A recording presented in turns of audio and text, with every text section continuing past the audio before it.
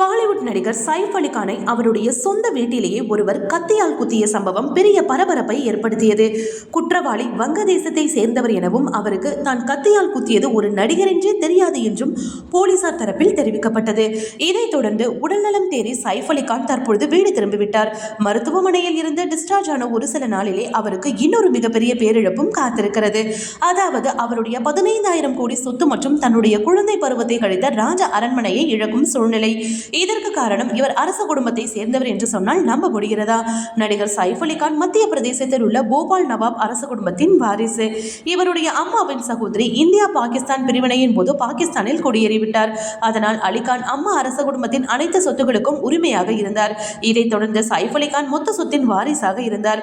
இந்த நிலையில் கடந்த 2016ஆம் ஆண்டு பாகிஸ்தானில் குடியேறியவர்களின் சொத்துக்கள் எதிரி சொத்துக்கள் என்ற கணக்கில் மத்திய அரசின் கண்காணிப்புக்கு கீழ் வரும் என சட்டம் வெளியானது. இதை எதிர்த்து சைஃப் அலி கான் உச்சநீதிமன்றத்தில் வழக்கு தொடுத்து தீர்ப்பு அவருக்கு சாதகமாகவும் வந்தது. இந்த நிலையில் தற்பொழுது உச்சநீதிமன்றம் இந்த மனுவை தள்ளுபடி செய்திருக்கிறது.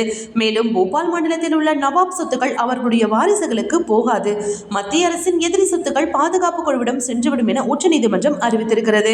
மேலும் இது குறித்து சைஃப் அலி கான் மேல்முறையீடு செய்து நிவாரணத்தை வாங்கிக் கொள்ளலாம் என அறிவித்திருக்கிறது. 30 நாட்கள் கெடு கொடுத்து இருந்த நிலையில் சைஃப் அலி கான் மேல்முறையீடு எதுவும் செய்யவில்லை. இதனால் அவருடைய 15,000 கோடி சொத்து மற்றும் ராஜ அரண்மனையை இழக்கும் நிலை ஏற்பட்டிருக்கிறது. ஓகே வியூவர்ஸ், இது போல சினிமா செய்திகளை நீங்கள் பார்க்க மறக்காம சினி டைம்ஸ் சேனலை சப்ஸ்கிரைப் பண்ணுங்க.